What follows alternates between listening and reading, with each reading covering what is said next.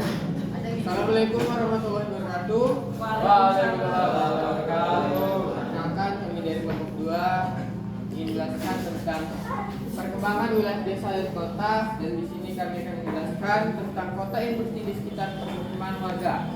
Sebelumnya, perkenalkan, saya Rizky Nugraha, Saya Yanti, Saya Sylvia. saya Syifa, saya Sylvia. saya Fatih Sururi. Awal presentasi kali ini akan diawali oleh Yanti. Kota adalah wilayah permukiman yang besar, padat, dan heterogen.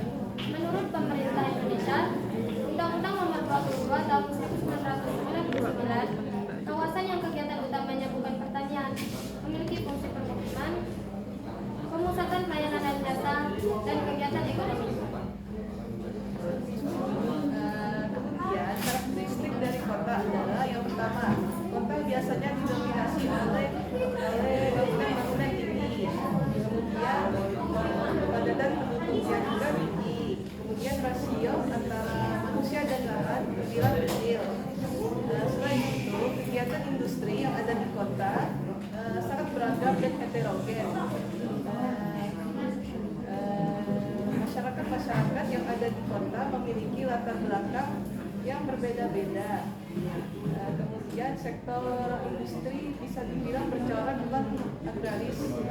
Tingkat perumahan kota. Perumahan kota bisa dibagi menjadi beberapa tingkatan, yaitu 1. Kota kecil, ukurannya terbatas, jumlah penduduknya masih sedikit, dan masyarakatnya belum begitu beragam. 2. Kota sedang, lebih besar daripada kota kecil, mulai menjadi pusat kegiatan di daerah sekitarnya. 3. Kota metropolitan, kota yang berhubungan dengan wilayah sekitarnya, punya pengaruh ekonomi dan sosial yang luas. Konurbasi atau mega urban, gabungan beberapa kota metropolitan menjadi satu kawasan perkotaan yang sangat luas. Fungsi kota. Pertama, sebagai pusat pertumbuhan, kota menjadi basis wilayah perkembangan di sekitarnya. Kedua, sebagai pusat kegiatan ekonomi, menjadi pusat kegiatan industri, perdagangan, dan jasa. Ketiga, sebagai pusat pemerintah dan administrasi, menjadi pusat pelayanan, birokrasi, dan administrasi. Sebagai pusat kegiatan kebudayaan, menjadi pusat pelestarian dan penyebaran budaya. Sebagai pusat pendidikan dan rekreasi, kota menyediakan fasilitas pendidikan dan hiburan yang menarik dan memadai. Struktur ruang kota. Struktur ruang kota adalah pola penataan zona-zona di dalam kota. Beberapa teori struktur ini mencakup ruang dan kota, seperti teori konsentrik. Kota yang berkembang secara radial dari pusat bisnis keluar. Teori sektor ini mencakup perumahan dan industri yang berkembang mengikuti jalur transportasi. Teori multiplicity.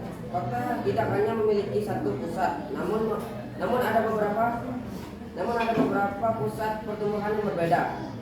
Baik, teman-teman, di depan ini adalah miniatur yang kelompok kami buat. Miniatur ini mempresentasikan sebagai sebuah kawasan industri yang besar di kota besar. Miniatur ini mempresentasikan sebuah kawasan industri yang berkembang pesat di pinggiran kota besar. Kalau diperhatikan, kami sudah membuat beberapa bagian penting seperti adanya cerobong asap, aliran air yang berut,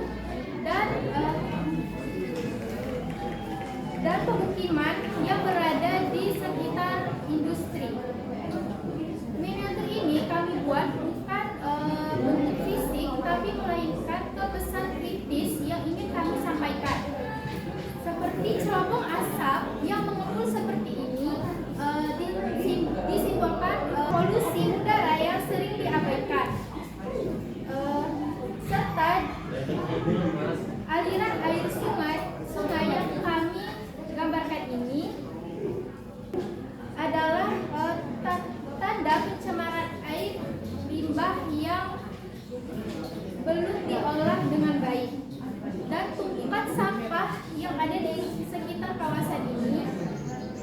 merupakan masalah klasik pengelolaan limbah pusat yang belum dioptimalkan. Nah, bagian yang lebih menarik ada di sisi permukiman. Kami sengaja meletakkan rumah-rumah warga berdekatan dengan pabrik untuk menunjukkan bahwa masyarakat kecil sering menjadi pihak yang paling berdampak. Mereka tinggal di lingkungan udara yang tercemar, air yang tidak layak untuk dikonsumsi. Dan kenapa tema ini kami angkat? Karena dalam geografi kita belajar bahwa pembangunan wilayah tidak lepas dari sisi lingkungan. Industri ini memang membawa keuntungan ekonomi, membuka lapangan pekerjaan serta membangun aktivitas kota. Tetapi kalau kesadaran lingkungan tertinggal, yang muncul hanya justru masalah jangka panjang. Jadi, lewat miniatur ini, kami ingin meningkatkan pembangunan yang ideal.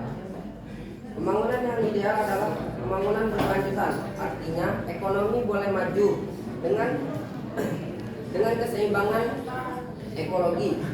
Kalau industri punya sistem pengolahan limbah, kalau pemerintah berani menegakkan regulasi, maka kota bisa tumbuh tanpa merusak alam, dan pada akhirnya kesejahteraan manusia pun bisa tercapai tanpa harus merusak alam dan mengorbankan generasi yang akan datang.